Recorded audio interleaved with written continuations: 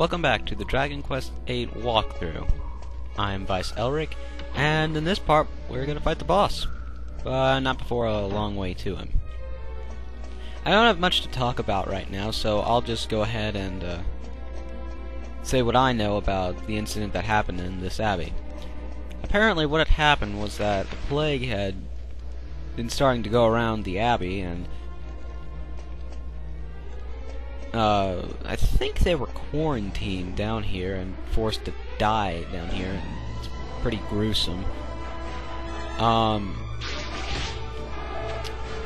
And from what I understand, the boss of this dungeon, called the Tortured Soul, is the soul of the former abbot of this abbey, and he had such an attachment to life that he stayed behind until someone could,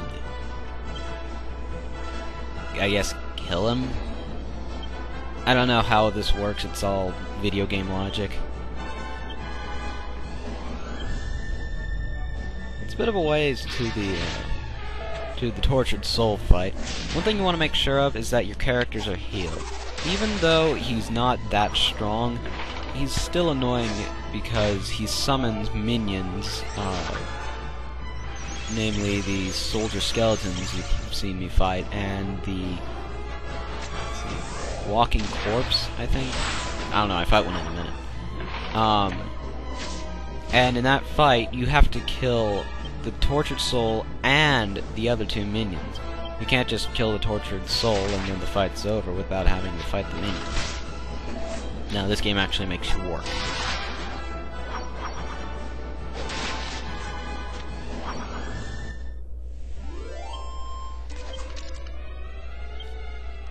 The next fight is pretty tricky because he does summon those minions near the beginning of the fight, which makes it a bit tricky because you're not fighting just one boss monster anymore, you're fighting a boss monster and a couple other monsters that you've encountered down here.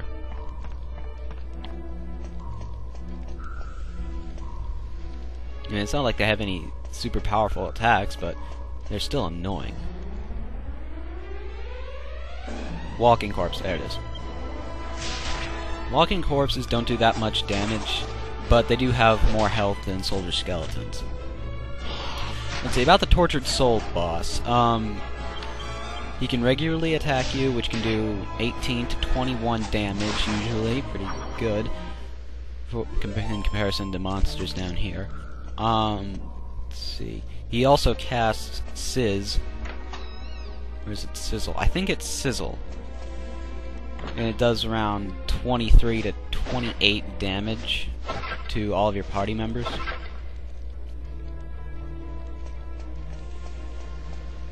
Wait, is it Sizzle? I don't know. I guess we'll find out. Just looking for stuff. That waterweed mold that I got is useful in the alchemy pod for creating cool cheese, which you can feed to Monk-Chi, and he'll do a ice breath attack. A weak one, but it's pretty useful if you want to attack all your enemies at the same time. If you remember correctly, Munchie is the mouse with the fin on his head. And you saw him in the opening cutscene. With the cheeses, I'm pretty sure that only Vice, or the hero, can use them.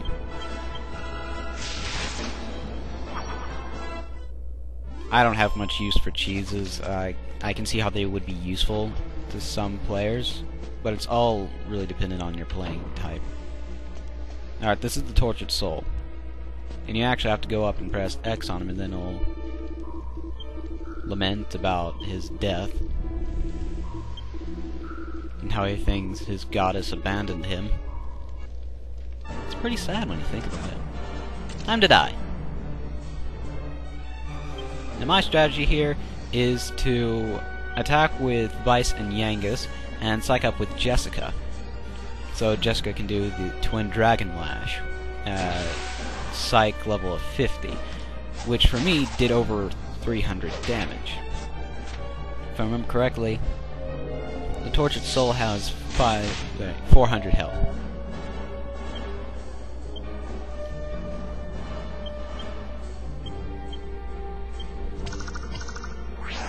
So he calls for backup and come out of the ground.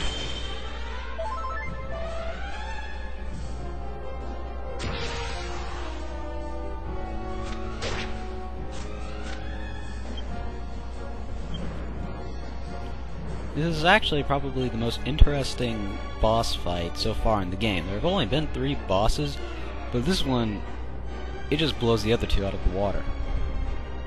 I mean, the delivery of the boss, the way he fights, and the fact that you're always on your toes with this guy. If you're using the boomerang or reinforced boomerang, when you use it, it will hit the Tortured Soul first and then the 2 minions. Which is pretty nice to know, considering that he might die first. Because if you kill the 2 minions first, the Tortured Soul will just bring up more minions. I guess that means more EXP, but I don't like doing with minions. Yeah, 303 points of damage.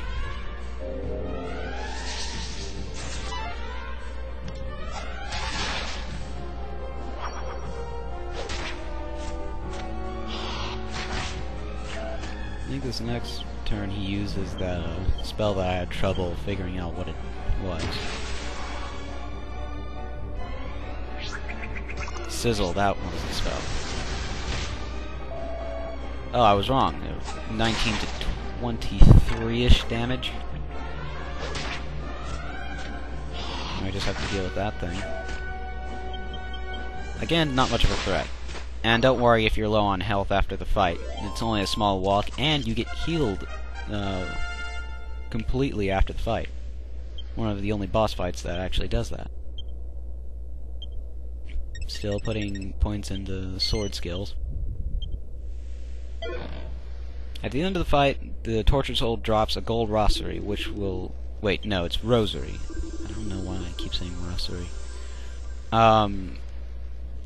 He'll always drop it at the end of this fight, and it's pretty useful for later in the game. I suggest that you save it and not sell it. However, if you're just hell-bent on selling it, it's worth, I think, 500. It's not the only gold rosary in the game, but I suggest that you hold on to it.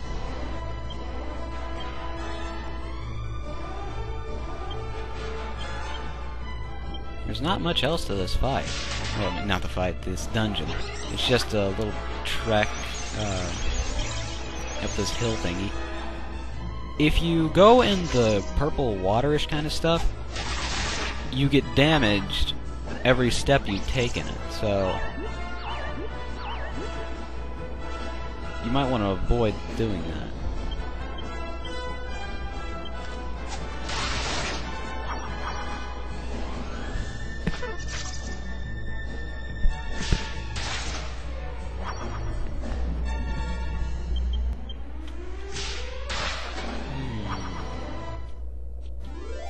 What part did I stop at? Oh, that's right. I stopped almost at the end of this part of the game.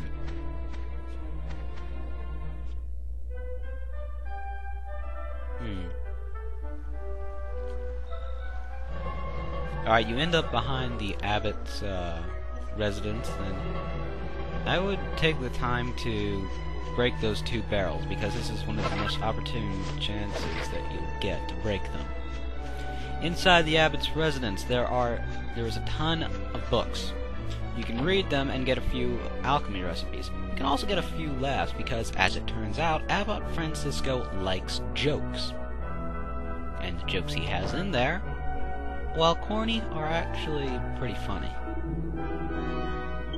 And, of course, the jester. Alright, that wraps it up for this part. I'm Vice Elric, and I will see you next part. Take care.